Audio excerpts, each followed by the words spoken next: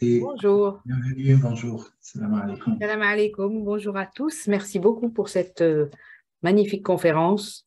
Écouter parler d'Ibn Arabi, en plus, c'est un honneur de pouvoir écouter tout ce que tu as pu développer. Si j'étais particulièrement sensible à, en fait, le point sur l'héritage.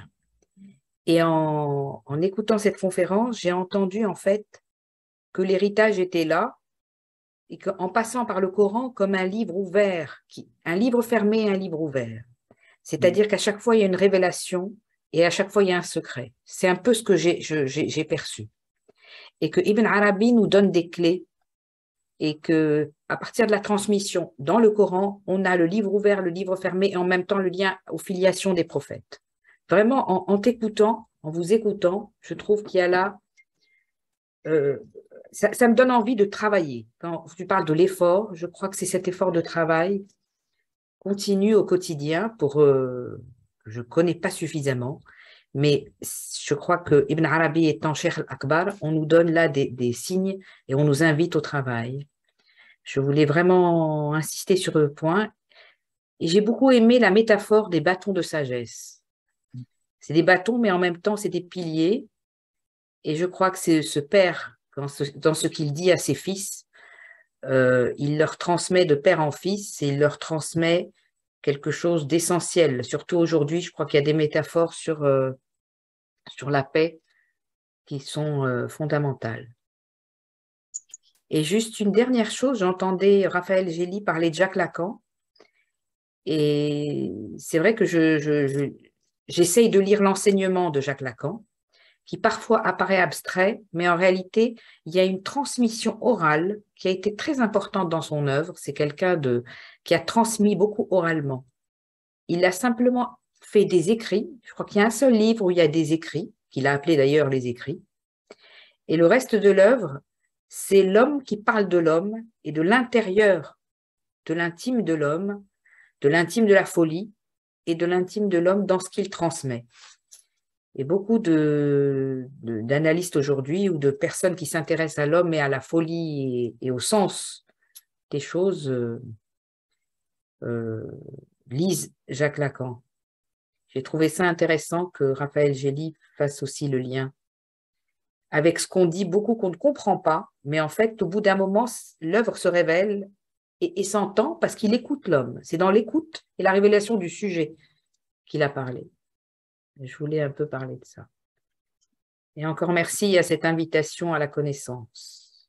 Merci, merci infiniment, ma chère Soraya. Peut-être, mon cher Raphaël, sur, sur Lacan, peut-être lui rajouter quelque chose par rapport à ce qui a été. Non, non, mais salam alaikum. Merci pour vos remarques. Je rejoins tout à fait ce qui vient d'être dit. Et de fait, moi, dans mon expérience que je l'ai lu il y a beaucoup d'années, hein. Mais je n'avais pas la pratique, je n'étais pas inscrit dans une pratique. Et lorsqu'on lit Lacan en étant seulement dans une perspective théorique comme un philosophe, eh bien, comme vous le dites, on n'entre pas. Il a fallu initier son propre chemin pour que soit sa propre traversée de la psyché pour que les écrits de Lacan commencent pour moi à signifier. Et de la même façon, pour ce que vous venez de me dire m'interpelle beaucoup. Merci pour vos paroles. C'est dangereux, Ibn Arabi, lorsqu'on est au début d'un cheminement, surtout quand on est en philosophie, parce que c'est grisant intellectuellement. Et on peut très vite être amené à lire Ibn Arabi plutôt que Ghazali ou d'autres. Et donc, il y a une tentation. Il y a de grands risques et donc il faut être accompagné. Il faut recevoir des paroles comme celles que vous venez de nous adresser, de m'adresser ce soir. Faute de quoi, on risque de s'éparpiller encore plus. Et Ibn Arabi, en ce sens, comme le Coran, comme tout grand texte, est un miroir de nous-mêmes. Il va t'éparpiller si tu es éparpillé. Et il va te permettre d'avancer si tu désires véritablement dans ton intention avancer. Et c'est pour ça. Oui, allez-y, je vous en prie. Excusez-moi, c'est pour ça que c'est important d'avoir des enseignements comme Sidi Boumedienne ou d'autres qui cadrent cet enseignement, justement, et qui montrent effectivement. Il a parlé du disciple et du maître, et de l'enseignement, et du cheminant et celui qui chemine, et l'écoute. Voilà, il y a quelque chose qui se passe en même temps pour l'un et pour l'autre. C'est ça. Oui.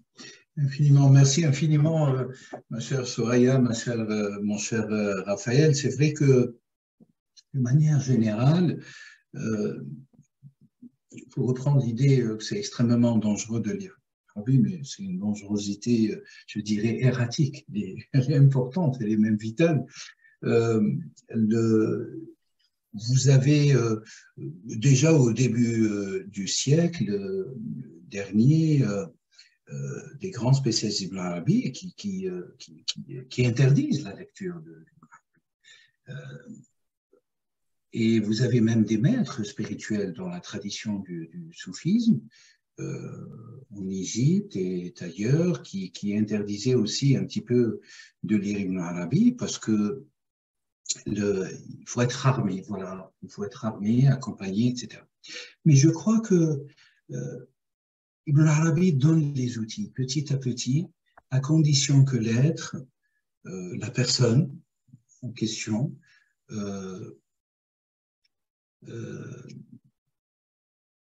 chemine dans la réunification, voilà, dans la réunion de ce qui est éparpillé d'elle-même. Et c'est ça l'instruction, si vous voulez, subtile d'Ibn Arabi, primordiale. C'est ça, ça commence ici.